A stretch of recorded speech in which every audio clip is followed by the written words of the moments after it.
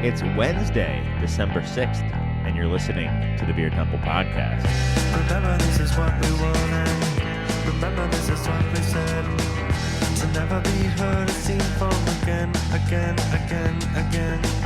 Remember, this is what we wanted. Remember, this is what we said. To never be heard or seen from again.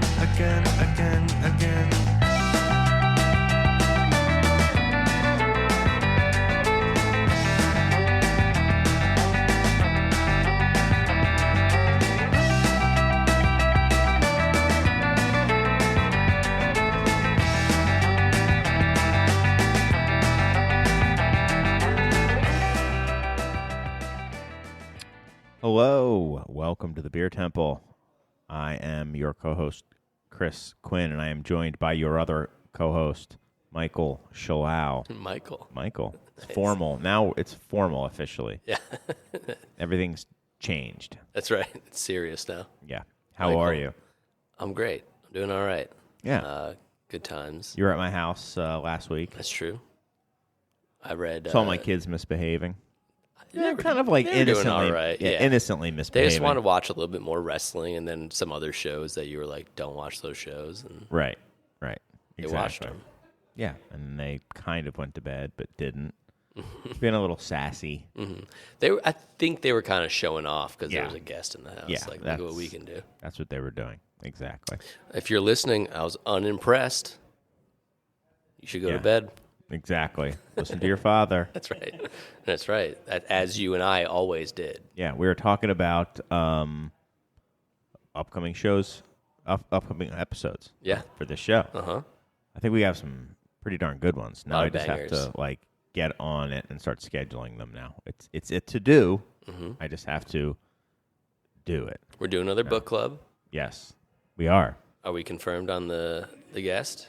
We are confirmed. I have to confirm the date, Okay. but I think Serge is supposed to remind us to talk about it every single episode. That's right. It's Pete Brown, and he wrote one of my favorite beer books of all time. Certainly my favorite, narrative beer book of all time.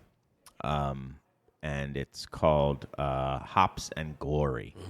And it's Just bought my copy. it's the story of IPA, but he kind of cuts in every other chapter with a story of him trying to recreate the voyage of IPA. So he goes to Burton-on-Trent, and he has a brewer. First of all, he researches an original IPA. I think he gets one from Bass, has it made at a smaller brewery, but as close as he could, put in a cask, and then he sails around the Horn of Africa to India with the cask. Yeah, you can't go through the canal like a Democrat. Right. And it's really hard to Sail around the sail Horn of that Africa. way nowadays. So there's some hijinks along the way, and it's good because, you're looking forward to both storylines, and Yeah. it's kind of broken up. And he's, I think the best beer writer I've ever read. So I'm excited Nice. for you to read it, and then for anyone else out there listening, by all means, please go and purchase Hops and Glory by Pete Brown. And it's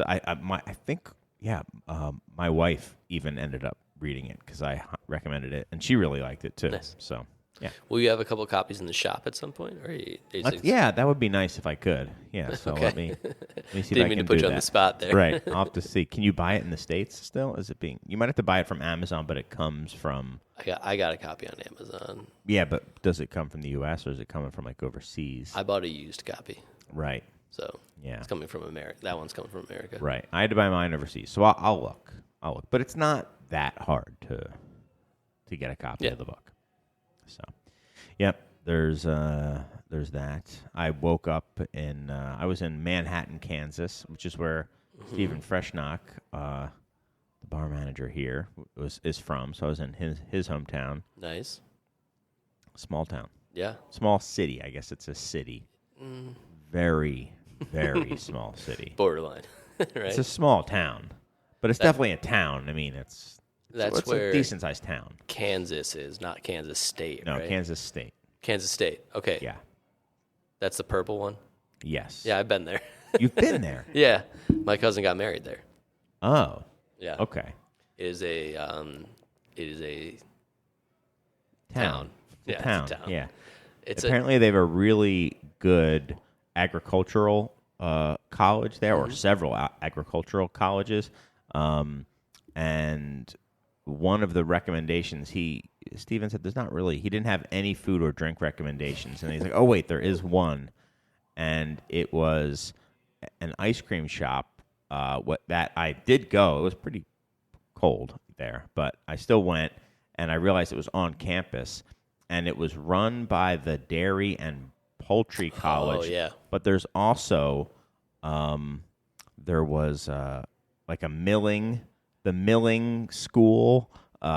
Also had like flour that you could buy and bread and stuff like that. So apparently they have a really good baking school and a really good like milling science and stuff like that. And the guy from Sugar Creek, I think, goes down there. Yeah, I was gonna say, I think Caleb went there for like a class on how to mill and malt grain. Yeah.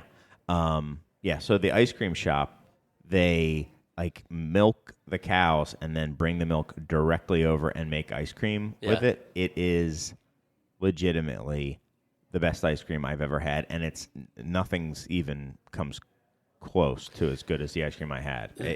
I think just because it was so fresh, I guess. I don't know. Yeah. I've never had ice cream like this, and I've had plenty of ice cream. But Where I grew up in Connecticut, we would always go to UConn, which probably is not as big of a dairy like school, but has a huge dairy program. It's like well known for the ice cream that they make. Oh, really? Yeah. Because like Connecticut and the land grant schools, like the state schools, were agrarian in their inception. Right. So they still have decent agrarian programs. makes me want to go to Madison and go to Wisconsin and see. Go to a real one. I mean, they might not need it though. They might need to trick people into drinking their milk. Right. They're just making cheese out of it. True. They had cheese there too. They had curds. Yeah. There is a place called, I think it's called Varsity Donuts. That's in Manhattan too. That was fantastic donuts when I was there. I saw a couple donut spots there. Yeah. Maybe I walked past that place. Yeah. So anyway, nice. I got my car. That's where I was this morning. Oh, you got your car. Got my car back. Many dollars later. Does it drive? It does drive. It drives very well. It's fixed up. It took a long time to get. I have 2 catalytic converters. I found out they took both of them. And then one of them had to get shipped from Germany because it's a Volkswagen. Right. And it got caught in customs. So it's been about 5.5 weeks since I've had a car. Which Still remember how to drive? I've only crashed 3 times today. Oh, yeah, so pretty good. But when you have to do deliveries, it's God bless Kevin Carey for letting me borrow some of their cars for Beguile cars for a while. But it's been rough. Yeah. But it's back. It's crushing it. It feels weird to have a car again. But yeah, thank you. Good. Shout out to people who actually emailed me trying to give me money to fix my car. I cannot take your money. It would have felt too weird, but I appreciate you offering. So we're trying. We have these little cameras on us because we're going to we'll get into some of this stuff, I think, in a little bit. And I feel sometimes I do the show and I'm tired and I mention it. And I'm definitely tired. I had to wake up very early, slept in a hotel, didn't really get the best sleep. So yeah. Why were you in a hotel? Seeing a bad basketball team lose to a also not very good basketball team. Are they not good this year? I haven't paid attention. I used to be very into Villanova basketball. They're going to come in 6th in the Big Five, which I don't know if they've ever done. That sounds bad for 5. Yeah. To come in 6th? They aren't good. They aren't good. They lost to Drexel. Is Jay Wright still a coach? No, Jay Wright retired unexpectedly, and his replacement, I would say, these are my words, is a bum. It's very Philly of you. He's also one of the 10 highest paid coaches in the country. Which Immediately? makes him, When did Jay Wright retire? It's BS. So last year was the new coach, Kyle Neptune's first year. This is his second year. And he's already one of the 10 highest paid coaches in the country? Yeah, it was ridiculous. Get out of here. Ridiculous. Was that he they did a this. Jay Wright acolyte? They say that this was the guy that was picked by Jay, and he was an assistant there for a little bit, but he's not up to the task. He's not good. Because Jay Wright was top 2 highest paid coaches? I don't know if he was that high, but I don't know. He was Maybe pretty at the high. end. Maybe at the He'd been very there end. for 20 years. I mean, I can't imagine he was above Roy Williams at UNC or Coach K. I can't imagine he was above either of them. Top 3 then. Maybe. I mean, maybe, but Does that make him the new coach, the highest paid employee in the entire college, probably? oh yeah, By a long shot? Yeah, I mean, he's making $4.5 million a year. I doubt anybody at Villanova is making that much money. It's wild. Yeah, and he sucks. He needs to go. So my dad was screaming F-bombs at the. I mean, and when I say screaming, I mean standing up and like screaming to the rafters. Because he's a double. He's a double Wildcat. alum. Yeah. My sister's as well, actually. Oh, okay, yeah. So he's a huge fan, to put it mildly. And I mean, you flew to Kansas to watch a game with him. yes, We moved the podcast. yes, true. And I'm of the mind that let them tank so they can bring in, like, just spend this season finding a new coach and bring in a new Oh, you coach. want a new coach. Yeah. Because I'm tanking also in college disgusted. basketball doesn't work the same way as like professional sports. They're not drafting people, right? Right. Well, now they kind of are because now there's the portal, portal, and everything yeah. like that. And You know. it's a whole mess. Let's not get into that. Okay. But anyway, so yeah, I'm a bit tired, but also because I came back and I'm always out of sorts when I've been even gone for a day because I get out of my, I just feel like Routines. I've got stuff I've got to catch up on and stuff like that. But the good news is we're doing a show. Let's stop talking about the stupid crap. Let's talk Sorry, about the I good was just- stuff. No, I'm the one who's We were just talking having a about it. conversation. Yeah, just you and me. Mm-hmm. Been a bit, and we buried the lead a little bit because there's some. Jay Wright's coming back. I mean, it's on the level of that. It's on the level of that. Both of these things are so specific to your Yeah, to me. interest. Yeah. What My could be better orbit. than Jay Wright coming back? There's only one thing, and it is. Fatheads is coming to Chicago. Let's go. Did you ever think this was? Yeah. Oh, sorry. Did you ever I have the think? Hamor nap too. Did you think that? I mean, it's hilarious in a way because we joked about how it was never going to happen. They say no all the time, and they're actually coming. And I've known about it for a little bit. I've been quiet on this. Yeah. Pretty quiet. I mean, you two knew for a little bit. I remember when I knew. You didn't even tell me, but you were asking me and another friend of the show, how many cases of this size can fit on a pallet? Right. And I said, why? Because you're getting a pallet of fatheads, and you're like, yeah. Perhaps. Perhaps. Yeah. So, unbelievably, and I think this show has maybe something to do with it in that it kept it in my personal little zeitgeist all the more because we were just kind of like talking about it, and it would remind me to bug them to do a drop and to, so it's actually coming, and I think it's safe to say that the Beard Temple was the catalyst. Yeah, I mean, it is a very pure example of be the change you want to see in the world, Yeah, I don't want to take all of the credit. I do honestly think that Doug Valicki also played a role. He tush-pushed you. Yeah, I think it was a tush-push type stitch. I'm not going to say whose tush was pushing who. but it was definitely, it's funny because the way I imagine it going is me saying, him just being like, no, no, no. We even asked if we could interview the brewer, the owner, and he's like, no. When I was driving out there, I did a festival in Pittsburgh. I was like, we're coming through. Can I? We'll bring the equipment. Right. And they're like, no. Nope. This is our white whale. But I think he knew that I was, he knew I was in Chicago.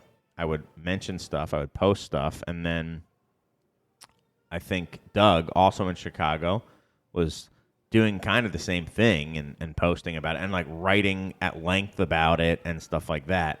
And I think in terms of quantity, I'm sure he posted about it more than me. I'm sure I talked about it on this These are posts, space. auditory posts. Yeah, more. But anyway, yeah, so we're getting it at the end of this month, I hope. It might be early January. Here's the irony. I probably will be in Philadelphia. I won't be here. I was there the moment you realized that you won't be here when it hits.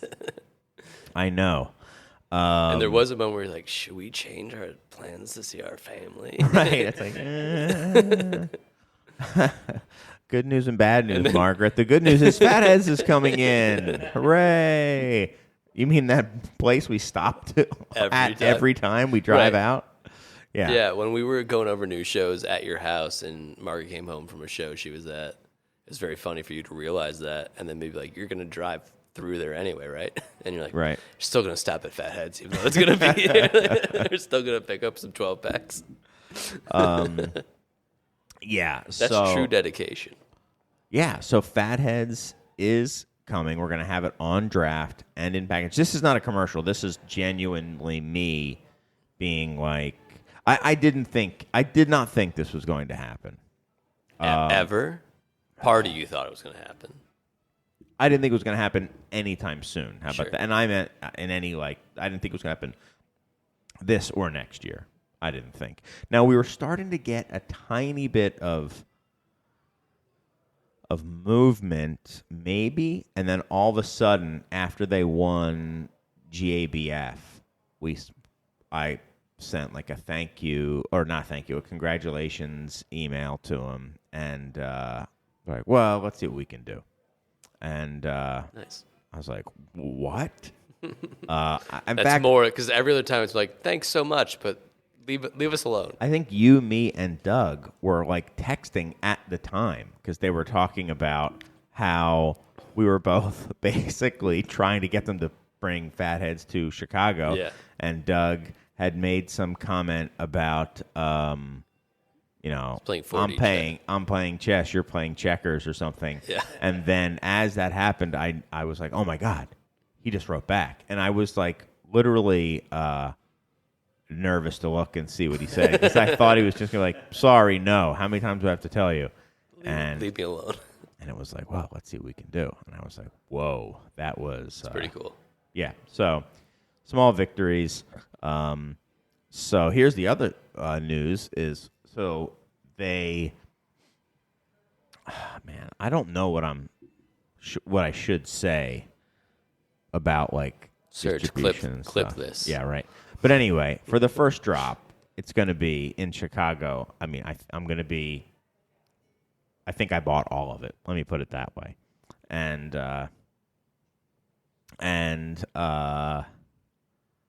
it's I put some on pre-sale, and I had to cut the pre-sale off because I hadn't bought enough. So What a terrible problem to have. Yeah, we pre-sold in about a day and a half. We pre-sold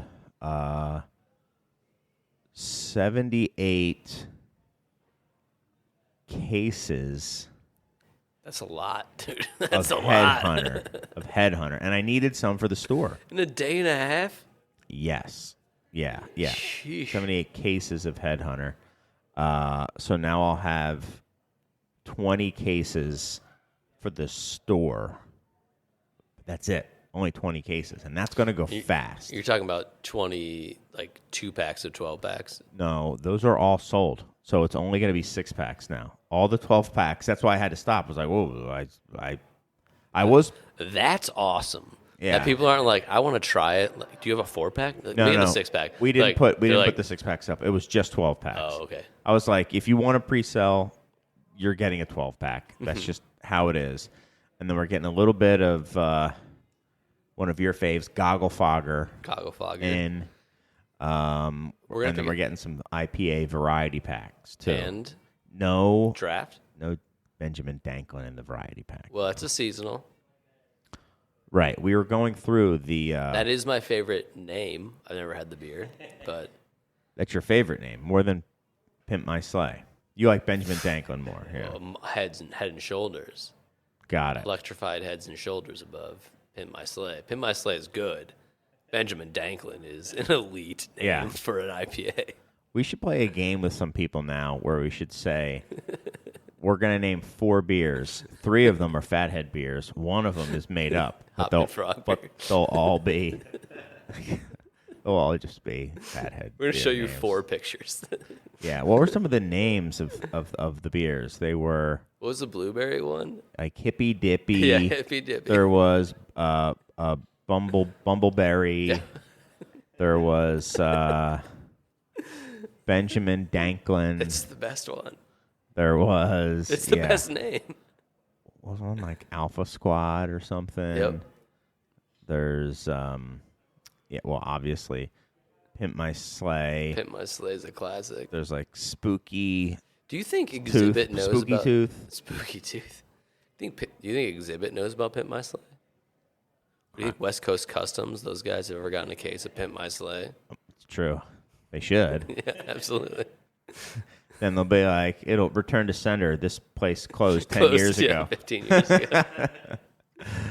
For a suit, because they... Yeah. So I'm on tank camera on and the I'm sitting there spinning, so I should probably keep still. Do what you do. So we pre-sold a whole bunch of people. They care. They like me. They really like me. No. Sally Field moment for you. Yeah. So now it just has to come in fresh, and if it comes in fresh, it will deliver. I mean, I'm not worried about that. Do you think it's not going to come in fresh? The way you're saying made that, it like, come on. I mean, what else can I worry about? I mean, you don't have to worry about something. You can just know they're going to send you fresh beer. Yeah, they should. They would really be messing it up if they did not. Yeah, they're not going to send you stale beer. No. But I want it to be like a week old. I mean, I want it really fresh. Yeah. Where does this rank like frenzy-wise compared to Rothaus? When you guys were selling like a pallet of Rothaus. When we were doing that was crazy because that was when we were doing the Märzen and we were selling it in like April. Yeah. For pre-selling it in April because they made us like, how much do you want? You have this week. So that was kind of a necessity pre-sale. And we sold a lot of that. We sold a lot of that too. I don't. It's up there. I mean, they're on the level. I think. I still like when we were selling that Rothaus during the pandemic, just week over week, just like 40 cases, getting 2 deliveries a week. Like I remember we went through 40 and then got like another 20 later in the same week. That was nuts. But that was also like pandemic, and it was just weird. It was the right time, Different and it was fresh and tasting really good. And sorry, Rothaus, you still could sell like that, perhaps, if you brought in fresh beer. I know it's not your fault; it's your importer. I believe it's St. Killian's, but I won't name names. Sure, no naming names. Yeah. So that's Fathead. Very It's going to exciting. be here. Yes, we are going to have it on draft. We're going to have all the bangers. We're going to have LeBron and Kareem And LeBron. and LeBron. We're gonna have LeBron, and LeBron. We're going to have As Headhunter, as 2 people not from Chicago, I've taken great joy. in thinking Alpine of it. Glow, and Goggle Fogger on draft. Those are the 3 LeBrons. Those are the 3 LeBrons. Yeah. My 3 LeBrons. Yeah. Yeah. So we're just going to have we should just have a collective, how many medals have those 3 beers. It's insane. Have, yeah. Well, So and I many. did a little video of it when I announced that we were going to that Fatheads was coming in, and I counted up how You many. made videos of that? Yes, I made videos of that, and of the announcement, and I counted up how many medals that they'd won, and it was I think like 44 World Beer Cup. Just those 3? No, it was all of them, but I think those 3 definitely had a lot of medals among them. So the other thing that I realized, and I posted about it, and we were talking about it that last Thursday. If you're going to make a case that Headhunter is the LeBron, a.k.a. the GOAT of IPAs, not of all beers, because then you got to bring Alpenglow and Gogglefog in. Right. But just Headhunter. We're just talking IPAs. So it just won the Super Gold, as I'm calling it, the same year World Beer Cup and GABF gold medals in the IPA in any category. The Grand Slam. Yeah, I mean, that's very hard. Never been done in the same year. Is that true? Yeah, I looked it up. You Yeah. did look it up? Yeah. Wow. Yeah. So no IPA has ever won gold in the same year. Wow. Yeah, in both. I think there might have been ones that have won gold in different years, maybe, or like medaled in different, but not gold. Now, I know you're a very humble person. You don't like Yeah. to take credit for stuff. But how much of your championing of this beer do you think Caused their caused taste the buds. blind tasting to go that way for them? I'm not going to say it both was these events. 0. I won't Yeah, it say it can't was be 0. 0. Yeah, yeah. So that's humbleness requires me to not say any more than Right. that. Got it.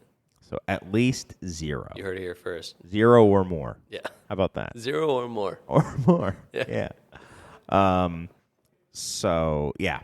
So but anyway, it won a medal. It first won a medal in 2010. I don't know if it was a gold or a silver or what it was. I wasn't even born yet. I know. No, I'm just kidding. And I was trying to look at any beer that had won any IPA that had won a medal in that time frame. You know, I think I went up to maybe 2013 or something that has medaled in the past couple years. There's been none, which is also crazy to think about.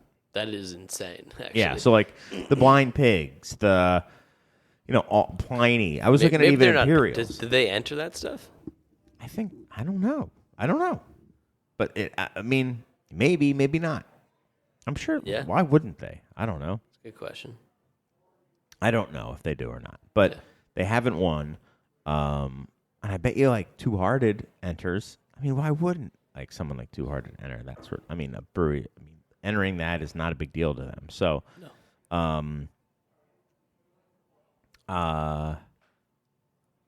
yeah. So it's the only IPA that has won recently that won so long ago,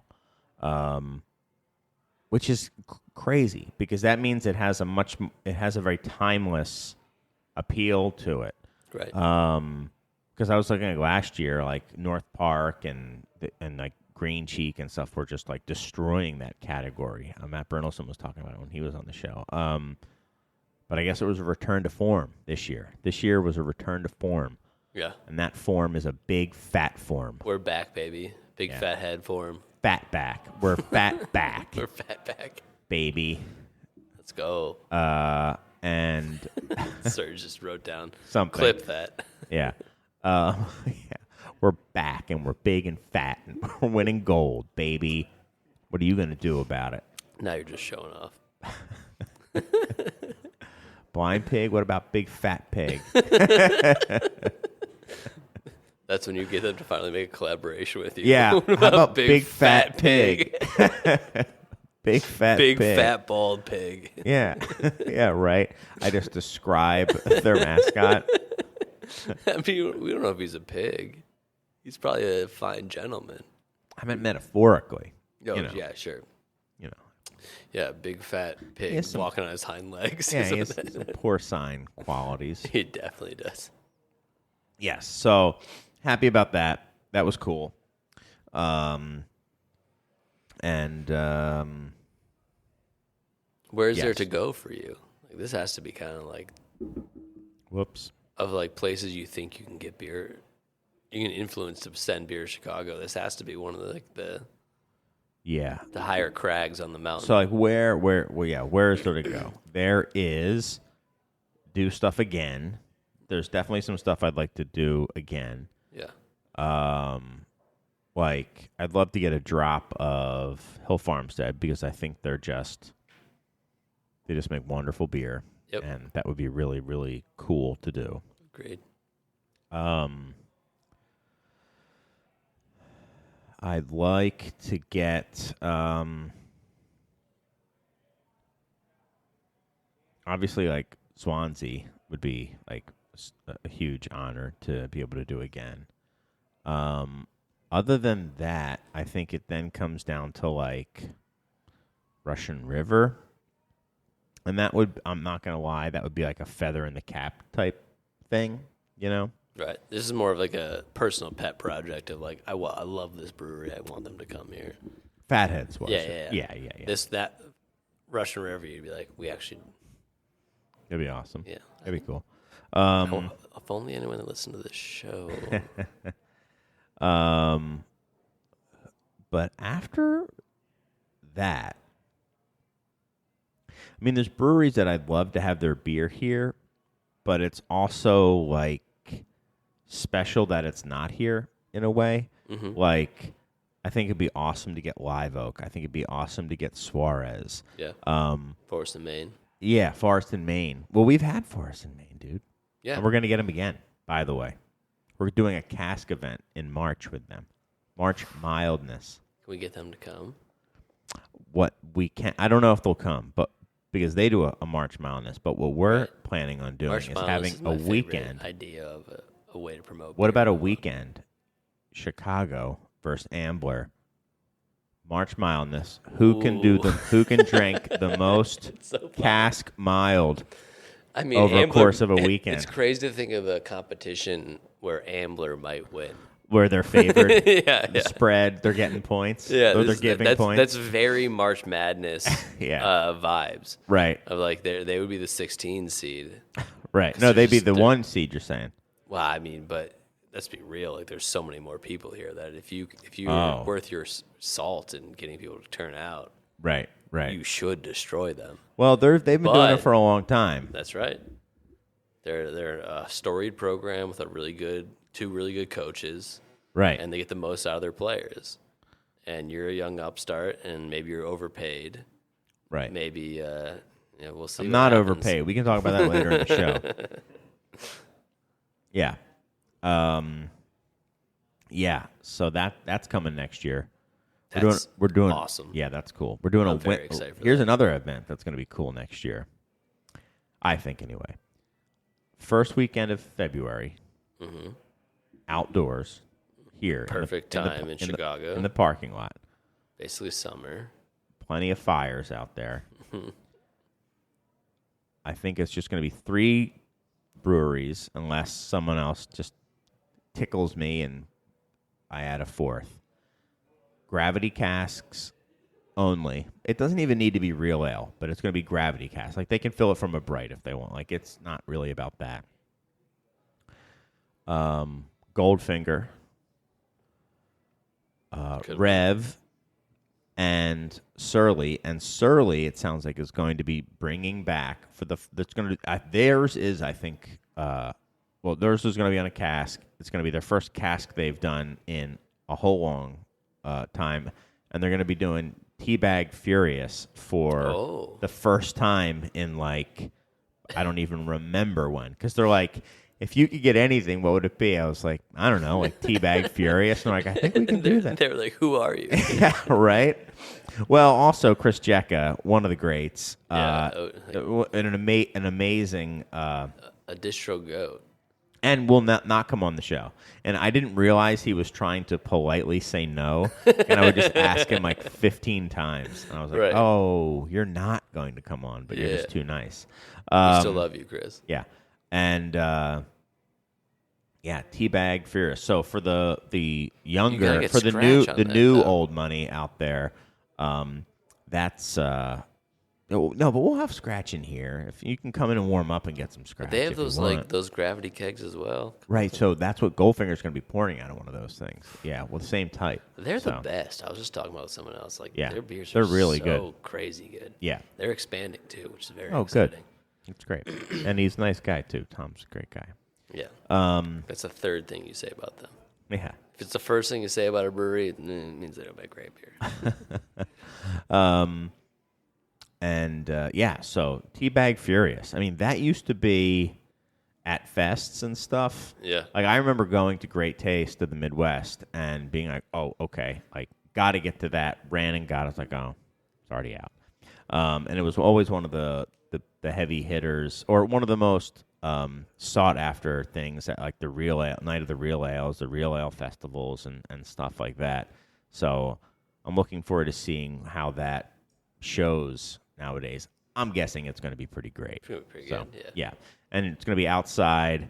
We're going to have some sausages roasting on a open fire, Jack Frost nipping at your taint type thing, and Where is he that's how the nipping? song goes, right? Yep. Nailed it. Yep. Yeah. And so it should be fun. I went to one of those events up in Madison, Wisconsin at Capitol Brewing, and it was a blast. So I've had that idea for Do you a just long feel like time. Polar Beer Fest here? I feel like that Yeah, we've okay, gone yeah. away from like kind of that like be outside in the cold thing. But Yeah. So It's gonna I be think it's fun going to be again. fun. Yeah, we'll have some music out there, some food. You can come in here and warm up if you want. Maybe we'll get some hot chocolate or something. Yeah. And will there be? Yes, there will be.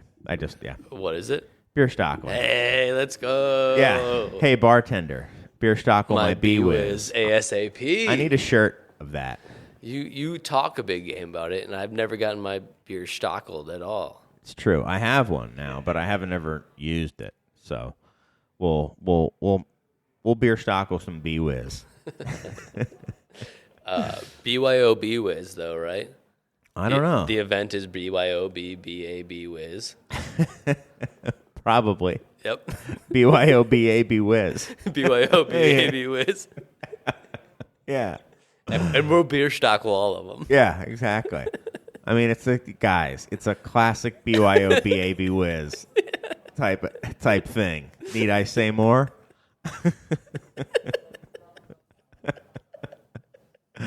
Sorry.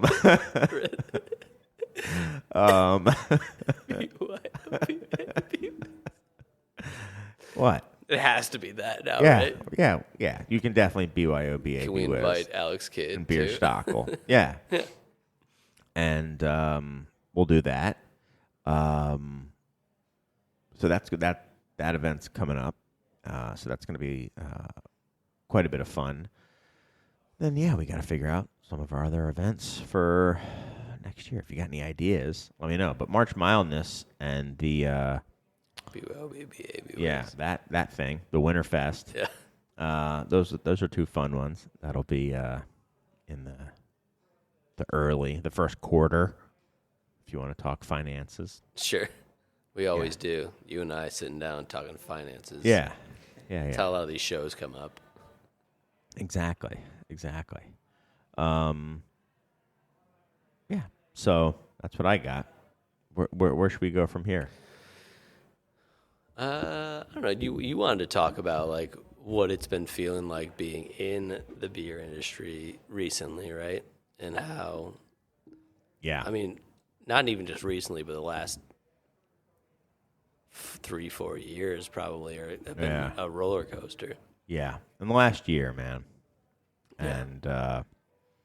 And last even 6 months has been I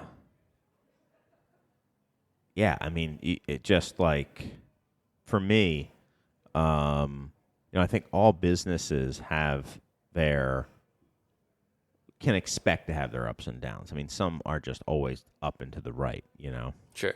Some beers Investment companies. some investment companies, some Investment cryptocurrencies. We'll get into fat coin later. Fat coin. The exchange rate's looking very solid, though, Is for it? those that are in the know. Okay. The dust to fat. Get in while you can. Or do you exchange, or do you just collect both? You don't really ever exchange. You exchange, you collect both, you morph from one to the other, you ebb and you flow. You make a cuvee. Yeah, cuvee. a cuvee. Yeah. Yeah. Yeah. You get some fat dust. Yeah. Thick dust. Yeah. Yeah, but so it's What kind of fat coins? there is fat coin. How much are they? Can we be fat coin billionaires? I'm not interested unless I can be a billionaire. I don't even know how to find How much is one coin worth? I don't even know how to read this, Serge. How much is one coin? The market cap says it's worth more than GM. That's all I know. Sure, yeah. Yeah. Much more. There's like 200 billion fat coin out there, it seems like. Is that 200 million? It's worth. He's showing me something that says $0. Oh, perfect. 0.00. There you go. So this is when you perfect. get in. This is when I want in. Yeah. I think we should have a contest where we can make someone a fat coin billionaire or millionaire. Fat coin. Oh my gosh. Yeah. There we go. So We'll give you 1 million fat coin. we'll Maybe 1 billion fat coin if it's $0. Yeah, I'll give you $1 billion. Maybe a fat coin trillionaire if you want. Yeah, fat coin, baby. Yeah. But what do you got there? The current price is 0.022401 cents. So we can get a lot of fat coin right now. We might be able to 0.01 cent? 0.022 cents. Wow. Oh no, it's two. Sorry, that's a dollar sign. It's 2 cents. Oh, 2 cents. Yeah, 2 Oh. cents, and then 2401. Well, tenths of a even cent. for even 1 million of them, I'm not buying. I'm not buying 1 million of them for 2 cents. But I mean, you could maybe be a we should probably buy fat, them now. maybe give you a gift certificates for 100 fat coin or 100 dust coin. That's right. You can choose. Add that to the loyalty program of Beer Temple. Yes. You're going to get something so much better than a discount. You're getting dust coins. Yeah. NFT, new fat token. Yeah. Yeah. Newly fat token. Yeah. So, yeah. What was I talking about? Oh, yeah. Not up and to the right. No. Yeah.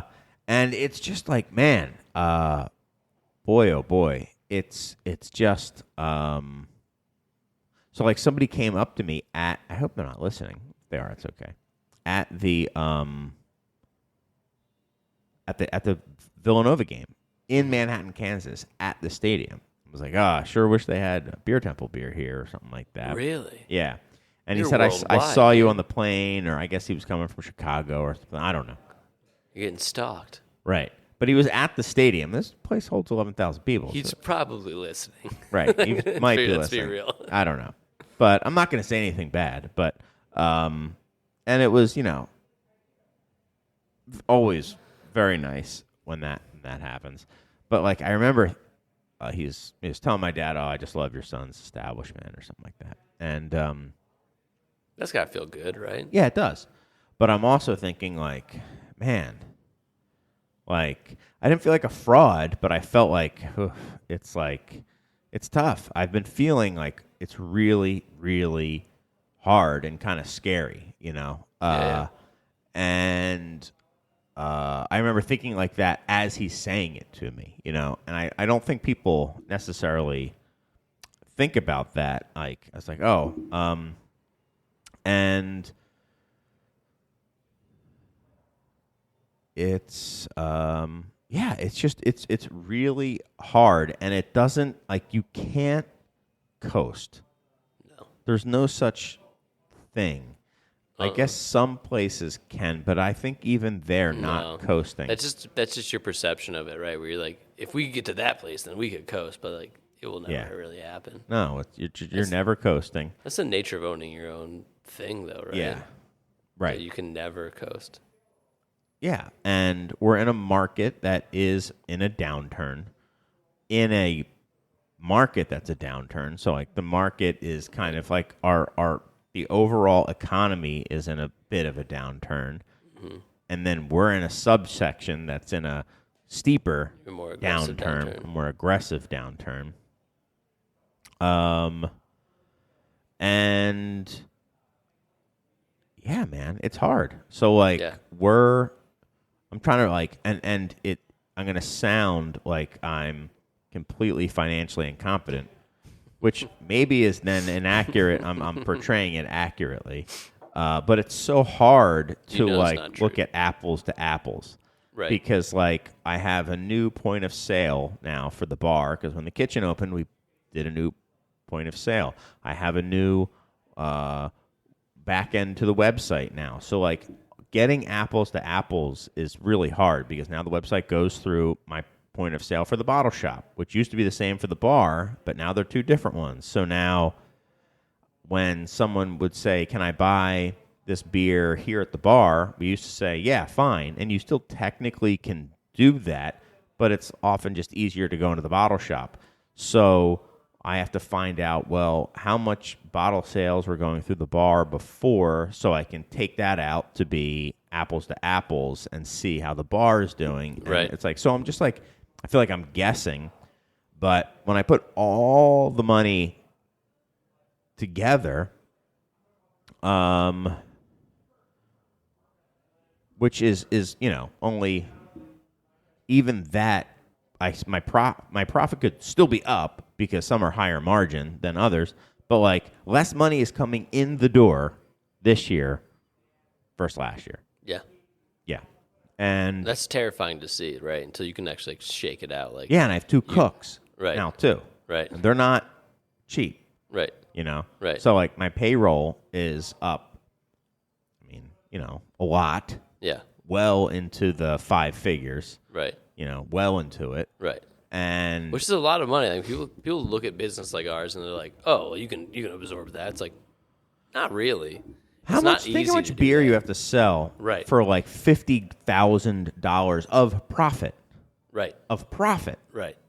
It's like that's a lot, man. Yeah. It's a lot. It's a lot of beer. Like to think like so everything we do at Is into 500 milliliter bottles. And a lot of that has to do with because it's really good for the style of beer we're making. But a lot of it also has to do with the fact that if I were to put the same amount of beer into 4-pack cans and charge a competitive price for it, I have to make 4 to 5 times the amount of volume to like take home the same amount of money just because of all the costs involved in it. And so it's not as simple as like, we'll just make more money. You can make more money. Making more money is easy. Like actually taking home more money or making a more profitable business is incredibly hard. Like there's a lot of levers to pull to increase revenue. There's but you also have to do it intelligently. In the supplier side. I mean, in the bar side, for me, it's getting butts in the seat, which I guess you can do. Maybe I can do that easily. I don't know. But I think that's it's hard. That's one of the most black box things in the world too, right? Where you're like, how do we get more people to come here? Right. And it's like programming, maybe. Like there's you guys do an incredibly good job with programming interesting things. We do beer. good job with events. I think we don't do any, like, as I would say, programming, which is like regular things, whether it's like, well, we have this deal on this night, or we have this club coming in on this night, or every, the third Saturday is McKellar Run Club we do Chicago Beer Society every first Thursday. I would call that programming versus like Winterfest. I call that an event, which I guess is also programming, but sure, but you do smaller event stuff. Yeah. Like you get like Allagash come in, or like you do things like that. That's programming, right? Yeah, it is. But we don't do anything like trivia night, bingo night. Like every Friday is this, or Thursday or Tuesday. Are you opposed to that type of thing? Like, does it not suit what you think this place should be, or is it just that it just doesn't occur? Or I think that a natural fit that we can just get into a rhythm of has been hard to find. That like I said, a natural fit. So Yeah. we're gonna try. We're gonna try to do it. Get butts in the seat. The other thing is like, so I took on this bigger building, right? Mm-hmm. And beer's now in a downturn, but we're like, well, the neighborhood is ascendant, and it's like, I don't know when it's going to ascend, man. Like, it's Right, ascending, sure. but it's slow. Right. So it's like, And that's part of that bigger macro kind of economical problem. Because there's part of me an just wants empty to- lot across the street Yeah. that's supposedly been going to become condos any day now. right, and it's not. Yeah. And what if there's another neighborhood that becomes the new ascendant place? And let's say now, like, well, should I just go into part of me now thinks, like, if I were to open up another location, it's like, I'm done with, like, emerging neighborhoods. Like, Right. I want to go where there's, like, a lot of Right. people. There already are a lot There's of already people. a lot of people. Yeah. And just see how I do there. Because we draw a lot of destination traffic. And, Yeah. like, for a bar, that's Crazy. tough to do, man. Yeah. There's That's maybe like tough to do. 10 in the city that actually do that. Yeah. So, you start seeing these numbers and it's like pretty terrifying. So, like, that's kind of the stuff that and I'm not here to have necessarily a pity party, and I hope it's not like just like the worst thing to listen to, like, because I want it to be kind of interesting for people to hear about. I mean, this is genuinely what we actually talk about a lot. Oh, this is something we talk about. Yeah, Yeah. just like what we're all terrified of. Yeah. The true insiders round table right. is what we're talking about right And then when there's people like Roper and Mike Miller, and I think you hear us talk with a lot of like reverence in some ways for these people. Yeah. One, especially for Mike Miller, well, and for Roper, it's like their places are so good, Yeah. but also they've been doing it and doing it successfully and killing it. Like, Delilah gets butts in the seat Yeah. all the time because it's awesome. For 30 years. Yes. Right. Like, you know how hard that Same is with to Hop Leaf. do? Yeah. Yeah. Yeah. People take it for granted that they're as vibrant now as they were when they opened, or maybe even more vibrant than they were. Like, that's not how a bar's trajectory works Right. that often anymore. Right. That it gets like more esteem. Like, it Right. gains more steam as it's going.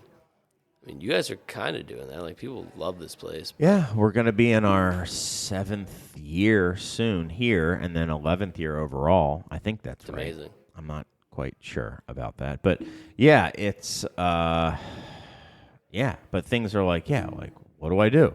And I don't think I've said this. Well, no, I've definitely not said it on the air. I don't know how many times I've said it to anyone, but it's like, our lease is up in a year and a half. Like, what do I do? Yeah. Do I want to renew it? Do I want to just try to go somewhere else again, or do I want to do both? Or I mean, what's the other? I don't know. When you sit and think about that, like, what were the legitimately other options? I the could legitimate try to open options. up a couple more bottle shops and focus on that from a lifestyle. That's a better lifestyle, I think.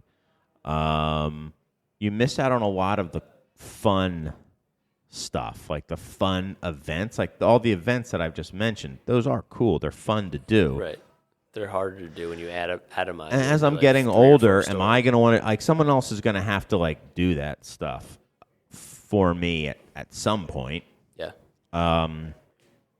So that's one option. Another option is to open up another bar. Another option is to open up another concept. Meaning, like, and I hate that fucking term, concept. Because it's like how everyone has a brand now. Like, I'm Sure. a brand, you're a brand. Right. It's like another type of bar, not a beer temple. How about Right. that? Yeah. Like, open up something that isn't a beer temple. Right. I have some ideas Yeah. for that. Or open up another beer temple. Maybe it's just a bar. Maybe it's both. What neighborhood? Where Right. do I do that? Right. And You know? I don't think people appreciate how much stress, how much weight these things put on the entrepreneur, the person like that's actually making the choices, right? Like, it seems so obvious once you open, the beer temple here that, of course it was going to be in Avondale. Of course it's going to be in this spot because, like, that's the only time they've interacted with it. But you told me there was at least 2 or 3 other spots that you're going to open the beer temple, right? Yeah. And so, like, people don't feel or see how much weight and stress just making a decision like that and finding the place and actually getting the lease and getting the terms you need.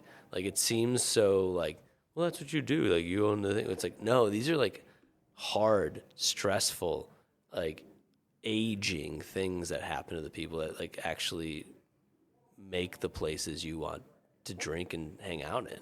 Right. And it's not the decision of having to do it. It's the consequences, because it's everyone like, has good ideas. Yeah. Execution is incredibly hard. And the failure.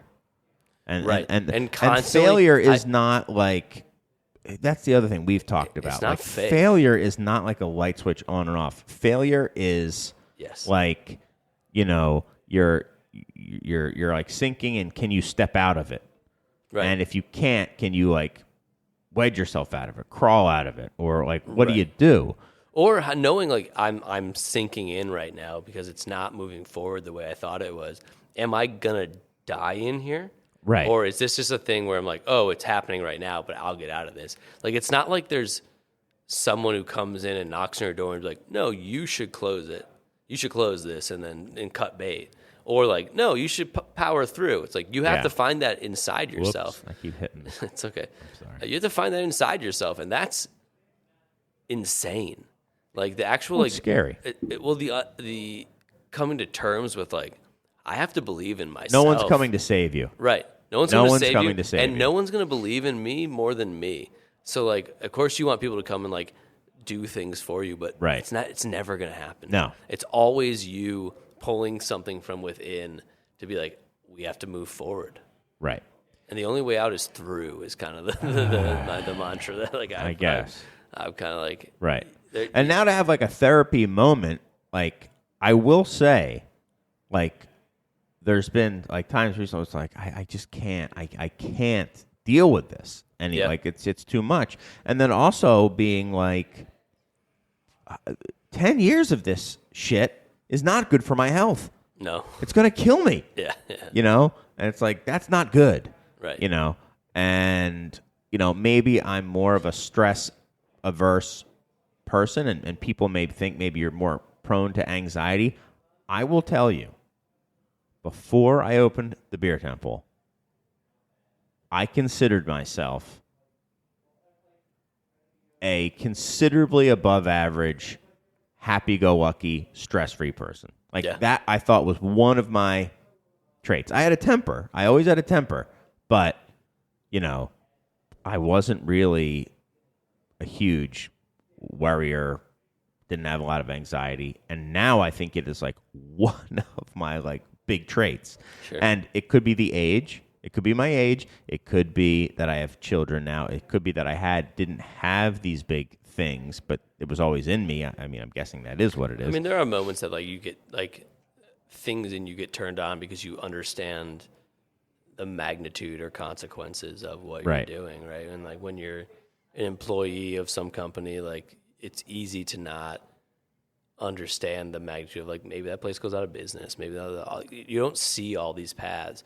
But when you're the person that has to make the choices about it, it like they are always in your consciousness because you care about it. Sure. And you care so deeply. And, part of my personality, which I think you share a little bit, is like, I want to be the person to do it, And so the other side of that coin is you are the person who has to do it. You know? I mean, part of me now thinks like, geez, I want to have like a key role in someone else's vision, but then it doesn't take me long to think like, but like, I've tried that too. I don't want to have to like not feel like, I don't know. I mean, it's just the motivation becomes different. It's almost just like, it's not an unhealthy relationship because like ultimately it's probably good, but like you get this relationship with like the necessity of your choices and the necessity of like, I don't know, like the vibrancy of like I have to do this thing or I have to figure this out. I'm glad you And do. the I don't know if juice- I do. I don't get the juice from it, man. I You don't. You don't? You No, I get get- no juice from it? I get juice from I think the benefits of some of the lifestyle things. Like I like that I can make my own schedule and stuff like that. Like that I like. Sure. I like that I kind of Me too. answer to myself, Yep. but I Well, that's really want someone else to, like you said, to like if I could do like a paint by numbers, I think I would be cool doing that for. Maybe I would. I think don't know. maybe for a little. Because then bit. I'd be like But there's- Taffer or whatever it was. He would just tell me what to do, and I'd be There's like, no. I'm in not be- doing that. Well, the problem is there's no in between. Right. There's really no in between. That you are out there and you are doing an impressionistic painting of the best thing you can, the best idea you have of what the landscape looks like, or you're making someone else's work. Like there's no like autonomy and paint by numbers. Like that doesn't exist. Well, I think, was it you who was telling me this? Like, I was talking to somebody about the suburbs and how I think about going out there. A lot of people have, like, talked about it. I hear that a lot of the businesses out there who are doing craft beer are doing well. Mm-hmm. And I think, well, maybe I could go out there. I certainly think I could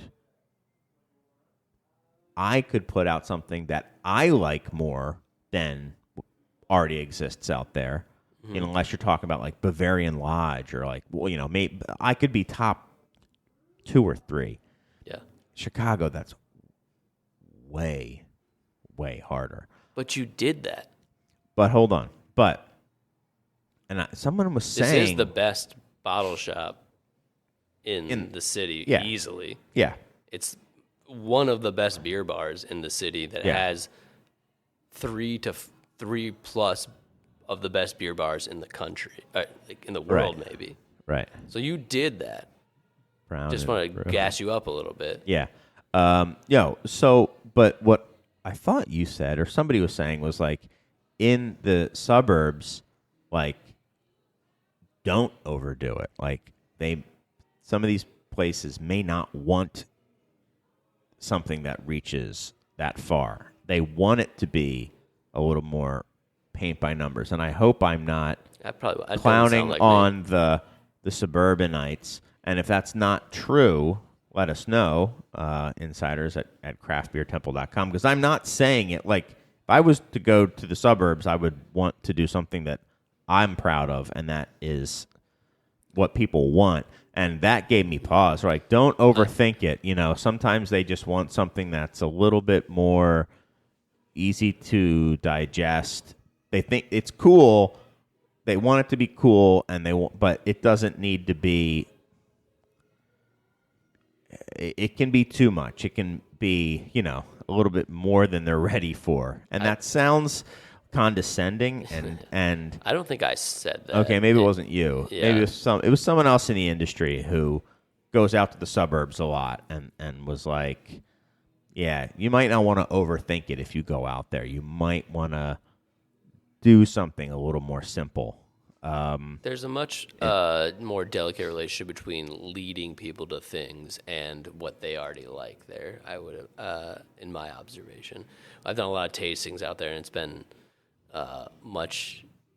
they're not as open to... So how do you do a tasting here in the city and pick a place? Like, do like All Together Now. Sure. Then I'll give you 3 places, like All Together Now. Uh-huh. Or a fresh market type place. Dill Pickle, we did a tasting there recently. Yeah, like a kind of Grocery urban grocery store. Mm-hmm. And I presume would be like a liquor store like a specialty liquor store that you would do in the suburbs? Craft beer focused liquor store. So would you have 3 different approaches, 2 different approaches, 1 approach? Like how?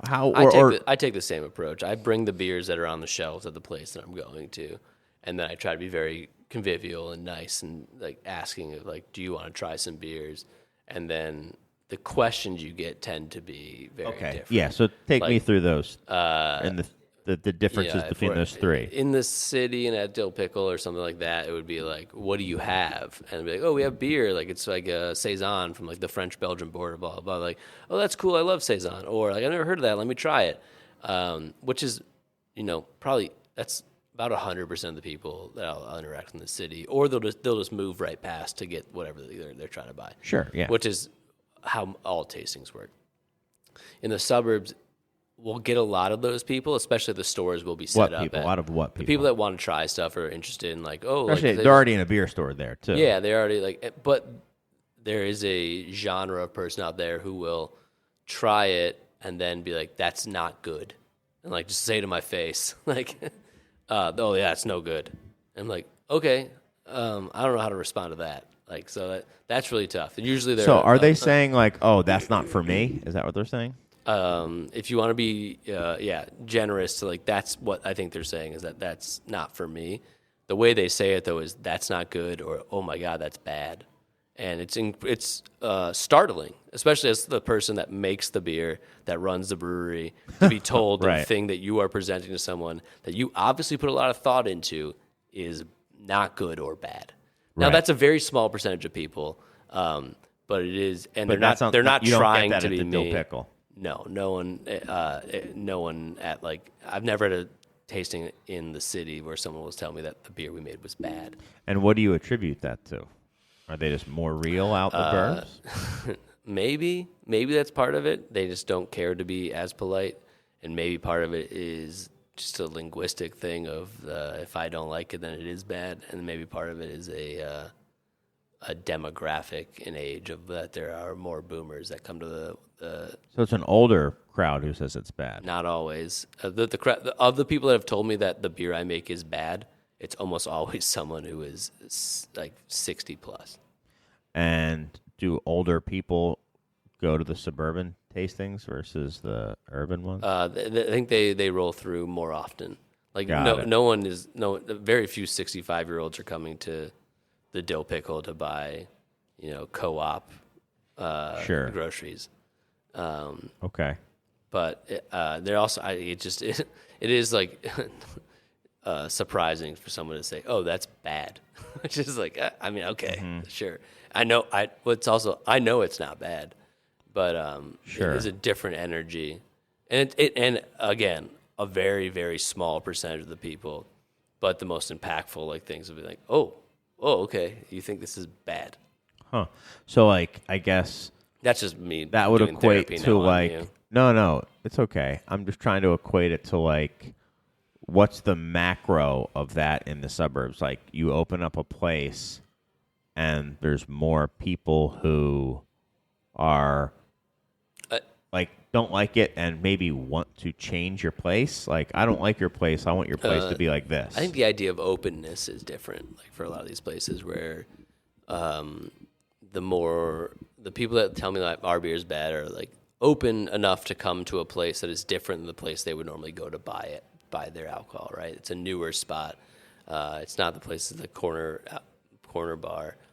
But they're not like exploring all types of craft beer. They like found out they liked a certain type of thing. They like, craft lager, or they like craft IPA. And they're going to a specialty shop to get it. Right. But Okay. they're not just like, I like beer and I like exploring all of it. Okay. But again, this is a smaller percentage. Most of the people I've interacted with in suburban tastings have been incredibly nice and willing to try stuff. It's just a higher percentage than when I taste stuff out in the city. You don't know what you attribute that to. Okay. Just a difference in the idea of openness and the idea of like what craft beer is, and to them is more narrowly defined because they're not as open. And not as right. They're not as open. They're not trying to explore. You're 65. You're not trying to like figure out what Well, that just seems like this is. an age thing to me. Sure, but yeah. And there have been plenty of 65-year-olds who've been like very interested in what we're doing too. I don't want to like disparage an entire generation of people. Sure. No, I mean we have regulars here who are older and Yeah. have been in the game But I think forever. There is like if you live in a city, you kind of self-select for desiring new experiences all the time, right? Maybe, yeah. I think that's part of it, and you value different things, but you move to the suburbs, you want more space, you want more.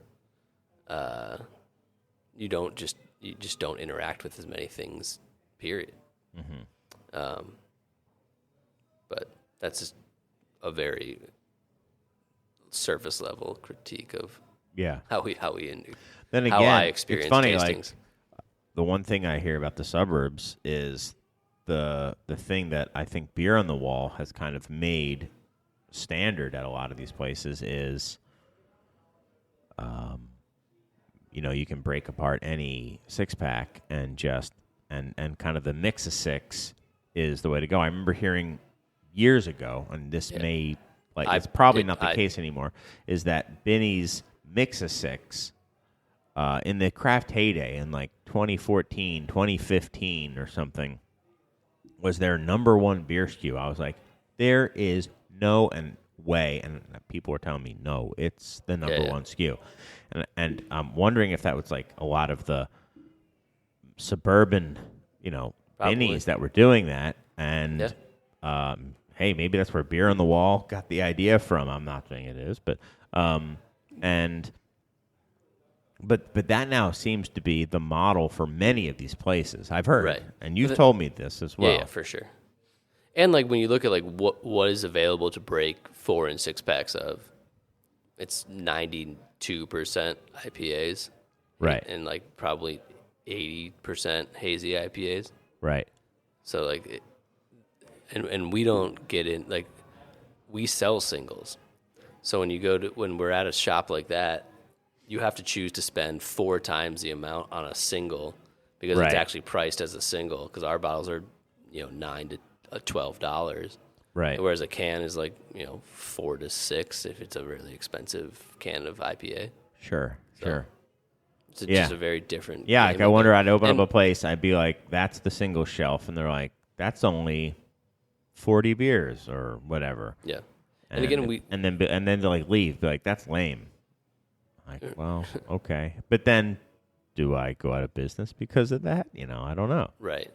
Because if I do have that, if that is the motto, I can't carry the same number of SKUs if I have to break up everything, because then I have to make 24 sales per case versus 4 sales or 6 sales if it's a 4-pack, Right. So I can't have as many SKUs then. So like I'm not going to be able to have some of the cool Belgian stuff, or I think is cool. Yeah. And people are definitely buying 4-packs out there, like of certain brands. Okay. Like, it's not entirely singles. Okay. But the fact that you can pull singles of anything, for the most part, changes the economics in the game of it. Yeah, I don't know. I think that's also. So here's where I could be my own enemy is I just think that's in the long term bad for craft beer on the macro sense. I just think it's bad to have people breaking open that beer. And here's why. Because you asked. No, you didn't ask, but I was curious about it. I was going to ask. Yeah. Because I think, one, you move through the beer slower. Mm-hmm. The beer is not as fresh. You're not bringing in as much, or you're throwing it out. But I think places probably price so that if they have to throw out a little bit more, they still make up for it. That's not even the main reason I think it's bad. I think having this Pokemon being into craft beer is buying 6 different single cans or bottles of 6 different beers. That's what being a craft beer drinker is. Yeah.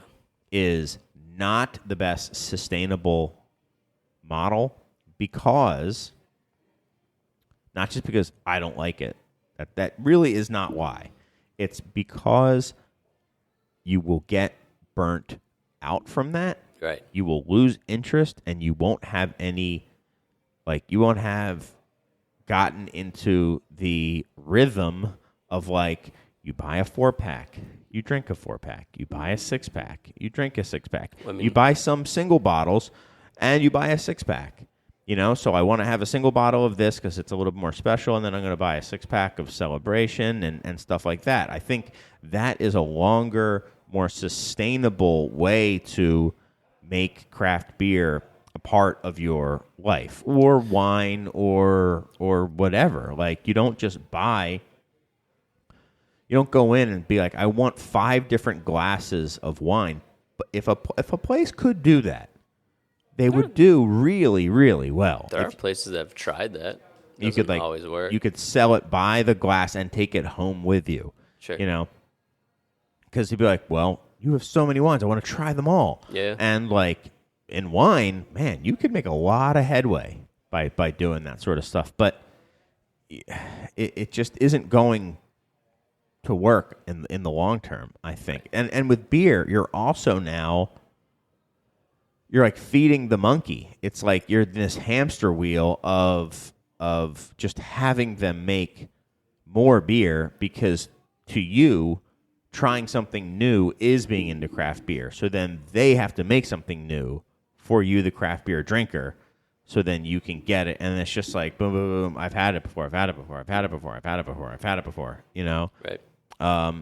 And it's not surprising that there's like 9,000 breweries that almost all of them make less than 1,000 barrels of beer a year. Right. Right. It suits that model. It suits that understanding of how you interact with beer as a consumable product. Yeah, and I just don't think that's not my personal in my personal opinion, I don't think that's kind of the best way forward. Now, I could be backing into that without knowing it, because I just don't like it for, other reasons. I just don't like it for the aesthetics of it or whatever. Right. And there might be some of that to it. I don't know. But I know that I certainly made a conscious decision not to do it when I opened up before any of those other places. Yeah. And that I wanted to have a small selection of rotating mix of 6. Maybe that is why I'm trying to defend it now, because there's a different model that seems to be doing really well, and I specifically chose a different model, and now I'm kind of coming up with more grandiose reasons for it. Well, there are no stores like that in the city that I know of. There are places that sell singles for on-premise. Right. Like Beer Miscuous in the city does that, but right. I don't see a single place in the city, and maybe it's not legal to sell individual cans like that. Yeah, maybe not. That's not true either. It's a minimum volume. You're not supposed to sell 16 ounces or less. Right. It has to be 500 mil at least. Right. So but there just isn't a place like that I know of in the city limits.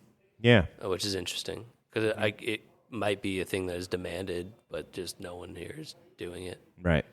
And it works really well in the burbs. Yeah, they crush it. And it's a very, not all the stores in the burbs are like that though, but there is several of them that do really well doing that. Yeah.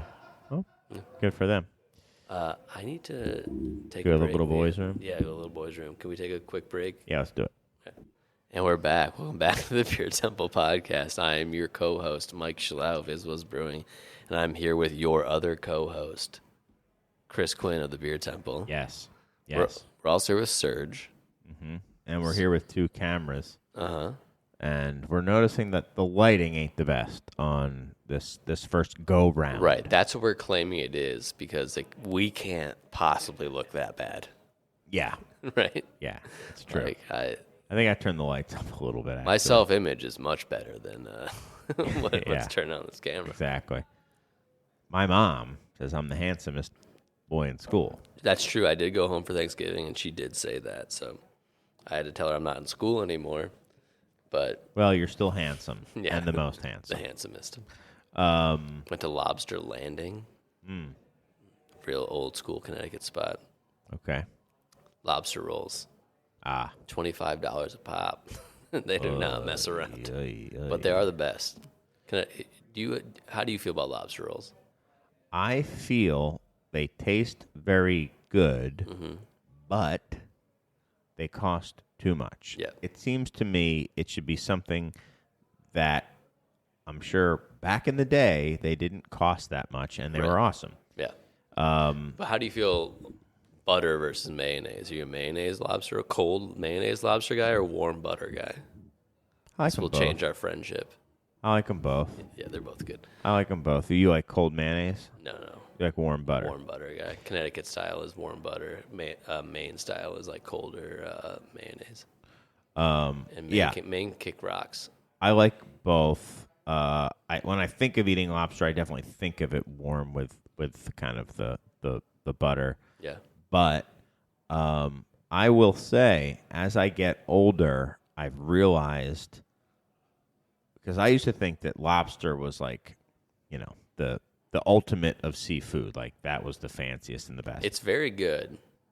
Crab. Blue claw crabs are the best. Yeah. Blue claw crabs. Those are my favorite. Those are my favorite. Like Chesapeake Bay style blue crabs? Yeah, but I can eat them. Like I also like them in like spaghetti and stuff. Like we used to make them and put them in spaghetti. So like spaghetti and crabs is really good. But I love it with like the Chesapeake like Old Bay style too, like the steamed. Like those are my favorite. Yeah, I'm more with you than on like crab. a king crab. I think king crab legs. I think are They're your favorite. That's the manna from heaven. That's But probably that the is best. like, but that's so lobster adjacent. It's basically the same. You're doing the same thing with just a different crustacean. Like eating a Chesapeake crab, Maryland crab is that's like totally different. That's like saying a steak is the same as a pot roast. Like they're very similar.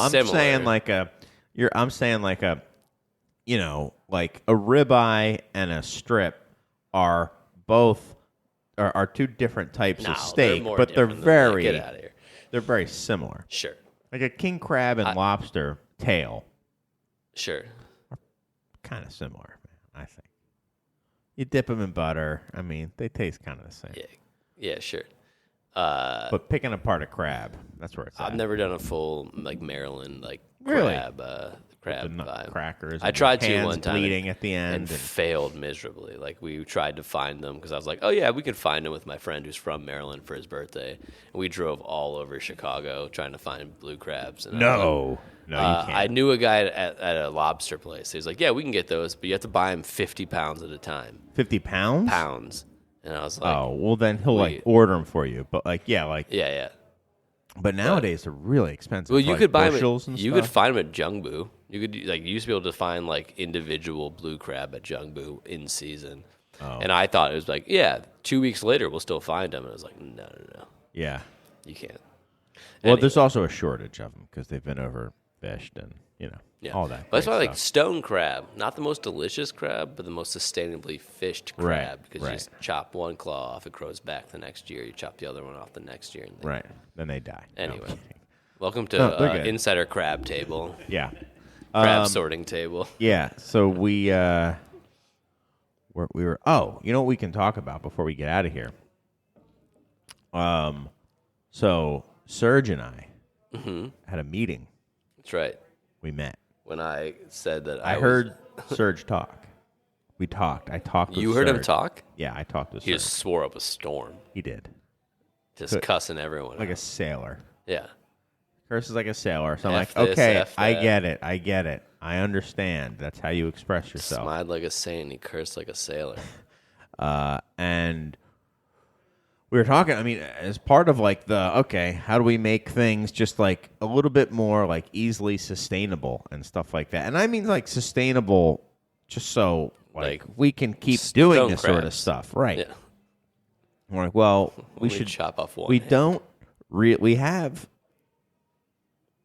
a pretty long standing show. I think we have one of the more interesting beer podcasts. I've been told by people who listen to a bunch that we have one that is a good one. Mm-hmm. A lot of people think ours is better than most. That's what my mom and says. unique. Yeah, Yeah. exactly. The most handsome Yeah. podcast around. That's correct. Thanks, Mom. And we are singularly bad at promoting it in any way. Derelict. Maybe once every 6 or 7 episodes, I'll put up a Instagram post about it, and that's it. Right. So, like, okay, we should probably try to do some of these other things. They take a little bit more effort. What do we have to do? So we met and talked about some of the stuff we could do. You and I met and talked about some of the shows that we're excited that are coming up. Mm-hmm. We have some good shows coming up, too. Like, when we sit and think about shows, we come up with some pretty cool ideas. We do. We got another Jeopardy coming because people really like Jeopardy. So we have that coming. Let's go. With some improvements to it, I would say. And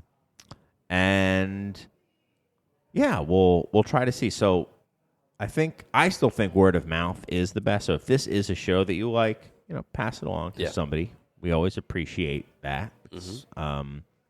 And leaving reviews and stuff like that does legitimately help. So if you like the show, leave a review wherever you listen to the show and all that. I don't see us going to a Patreon model or anything like that. We do have Patreon episodes that we've never recorded or put up or taken money for. Yeah, other than those, we're probably not going to go that route. Yeah, probably not. You're right.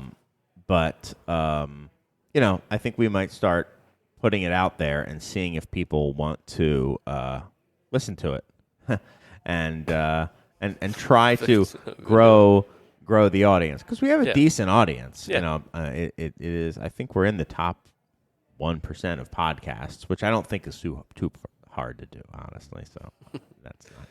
Anyway, something's happening with the light. As soon as you said that, the lights flickered. Yeah, right. And you're like, no, it is actually hard to do that. Yeah, right. If you just don't stop recording, you just always keep making it. Just keep doing it. Yeah. Yeah, you haven't failed till you stop. Right. That's how I think about my business. Yeah. Exactly. You only got a business if you stop doing the business. Exactly. Yeah. That's how I think about this podcast. So that's exciting. Yeah. So we're going to try to do that. We'll see if we actually keep on it. We assigned different roles to different people, and you have one. You have two. You have two. We all have two roles. You might actually have a third. I thought of a third one for you. I feel like I got the lighter end of all the work that you guys put together while I wasn't there, which is great for me. Yeah. Oh, I forget what the third one was. I was thinking about it on the way over here. I'll remember it again. But vibes, my vibes guy. Yes. Sick. The vibes. Yeah. You are the vibes guy. No. It is to. Oh wait, now I forgot what you're doing. Yeah, what are you doing? I only remember want to follow up with people and be like, thanks for coming on. Here's a link to the actual show. Please tell people you were on this show. Yes. Oh, no. Yeah. And the other one is whenever we do a draft show, you're putting together the polls, because I'm not going to do it. I hate doing it. And it's one of those things that I... so in future polls, there will only be one option to vote for. You. Right. And for your first one, at least, I'm going to make you do it the way you made me do it, which was everybody's name, everybody's beer, and an image of the beer in a grid. I didn't make you do this. I just said... No, it's got to be like I just said, shouldn't it be like this? And you were like, yeah. I don't know about... I remember it differently. You did it. Yeah, I did do it. And then you're like, do you want to do it? I'm like, I'm at a lake in Michigan. I can't do it. In the end, but it resulted in me being like, I think I did it 2 or 3 times, or maybe twice, and then I was like, I'm never doing this again. Yeah. This is such a waste of my time. Yeah.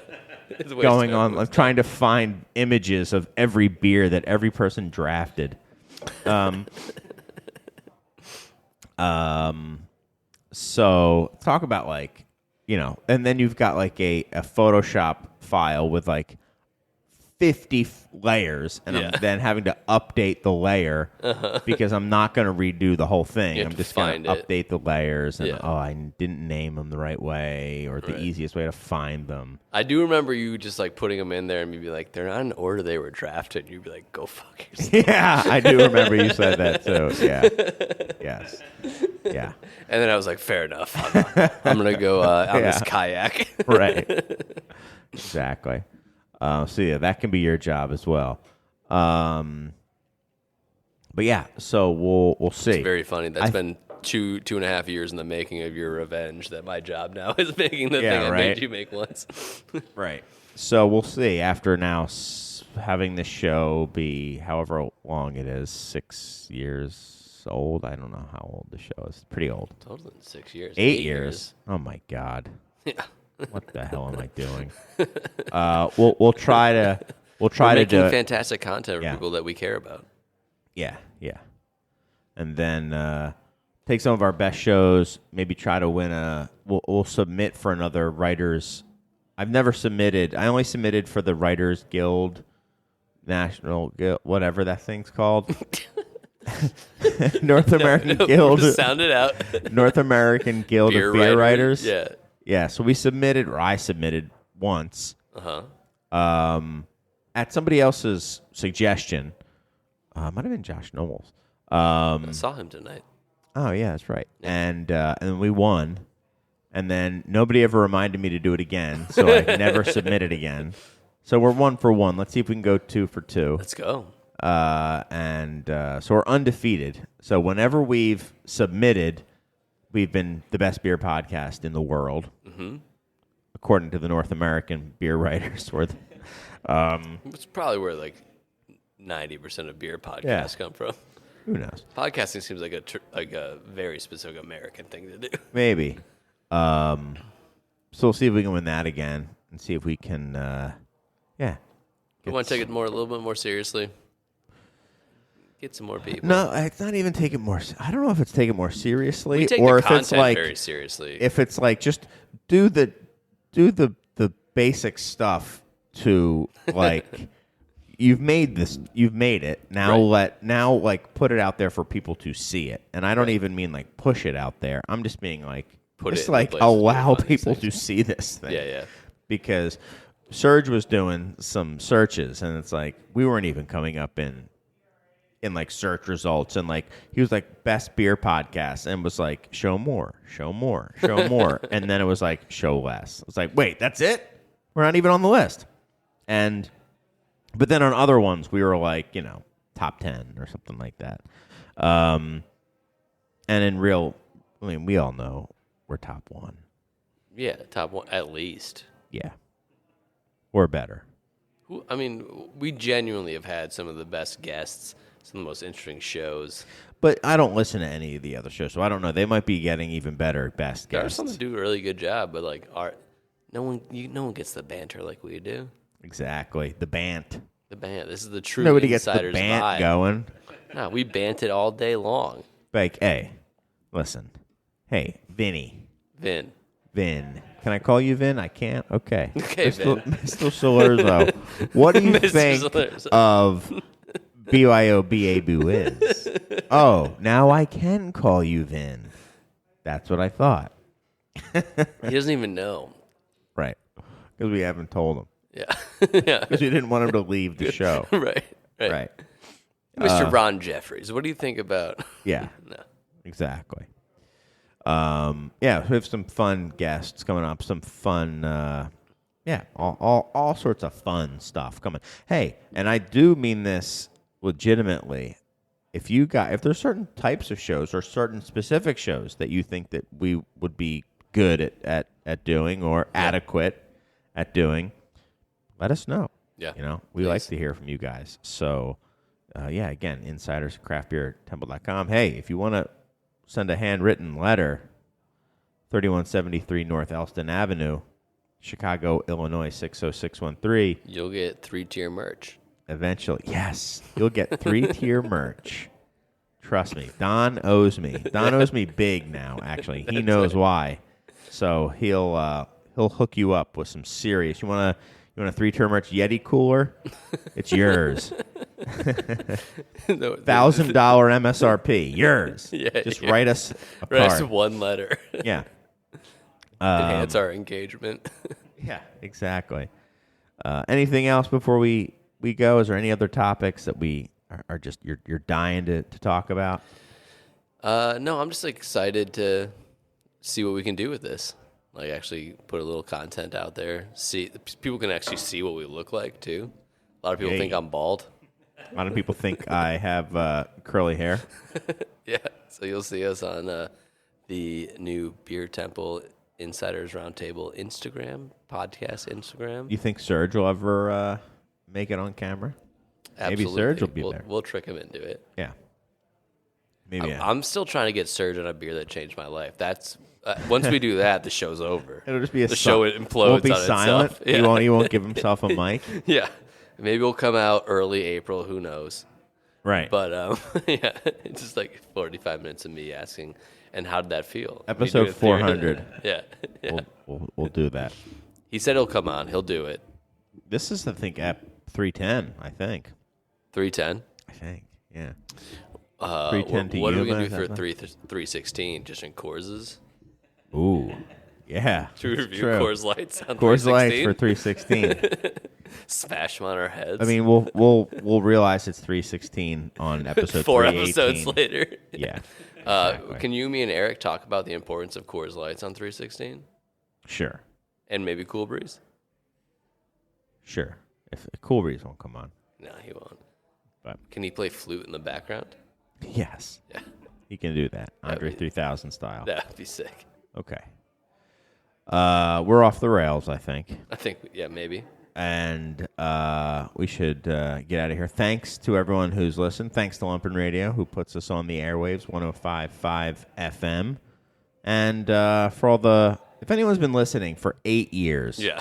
legitimately, not every episode, but like... I do know someone who's listened to every episode. I know 2 people who listen to every single episode. They're Wow. monsters. I mean, think how many hours that is. Jack and Liz. Think how many hours that is. We hours. had like, I'd say the shows often average like an hour 45. Yeah. Hour 45 times 310. Well, That's- I know one person who listened from current day backwards. 500 hours. I And I mean, know one person who started all the way at the beginning. And current day listened all the way- backwards. Yeah. That's like heathens. Like, who does that? Or up? barbaric. What's up, Liz, you heathen? Backwards. Yeah. That's crazy. You got So you're gonna hear the obscure, inane bits, Yeah. and just slowly hear them with more and more context until you hear the origin. Yeah. Like, what? That makes no sense. Like, I didn't do it. so like, all right, It's amazing. that's like I'll it's talk like to almost her, a month worth of and she'll talk about time listening to the show. She'll talk about way more. But she'll talk about stuff that like went on in like 2016 of like, oh, we did what? She'll be like, yeah, it was a whole coconut like show. Oh yeah. Yeah, I mean, the entire show was just about coconuts. I want to listen to that show. See, those are some of my favorite shows. Yeah, Well, in my mind. yeah. There is like we do miss a little bit of those like the oeuvre, the world, the cinematic universe. Yes. You and I do some primo bits, Right. but it's just not the same with that having Edmar, co-conspirators, Kate-Tronica. K-Tronica. None of the co-conspirators want to come on anymore. That's part of the problem. They've all We grown have up. The Dust Brothers. Yeah, we used to have the Dust Brothers, we've been on True. more recently than a lot of us. And Edmar, and then we had, Brian Roth and his deep V's, and Brian Kirby riding the dragon or whatever the hell he was called, the green dragon. Remember when Jerry just wouldn't shut up? Yes, I do remember that. He wouldn't stop talking. Yes, Almost ruined the show. yes, yeah. We should talk about some of like the classic shows that we've had sometimes, because we've had some weird ones, man. We have You don't had say. some weird You don't episodes. say. Yeah, You I'd don't have to like. say. I've probably forgotten about many of them, but I remember a few where I was like, "What the hell is going on?" Yeah. I remember one time, like, we thought somebody was having like a breakdown, like on the show, and afterwards we're like, "What?" It was a well-regarded show, too. People like that show. Yeah, did they? You told me they liked that. Oh, I don't remember. I remember being like, what was going on there? You're like, it was weird. Yeah, Yeah. right. But you said you got a lot of positive feedback for airing someone's mental breakdown. I'm just kidding. They were fun. They were fine. It was a long. It's kind of what this slow show month. was, right? Like us kind of Yeah. like mentally breaking down about people not liking my beer. Yeah, exactly. Yeah. Boomer's not liking my Yeah, saisons. Boomer's not liking your saison. Now I'm not gonna have to listen to it all night long Yeah. afterwards about how this Boomer didn't like it. Yeah. It really stuck in my craw. Let's get out of here. Nobody's listening at this point anyway. But hey, surprised. shoot us some emails. Let us know if there's anything, and if you just like the show, let us know, and we'll keep doing it. And hey, maybe you'll see a video of this. A little. They call them Memes? audiograms. That's what they call them. Audiograms. Audiograms is what somebody calls them. Let's get you a nice warm glass of milk and some cod liver oil. You can go to bed, old man. Exactly. So we'll send some audiograms via Western Union, and we'll see you next week. So long. Bye. Remember this is what we wanted. Remember this is what we said. To never be heard or seen from again, again, again, again. Remember this is what we wanted. Remember this is what we said. To never be heard or seen from again, again, again.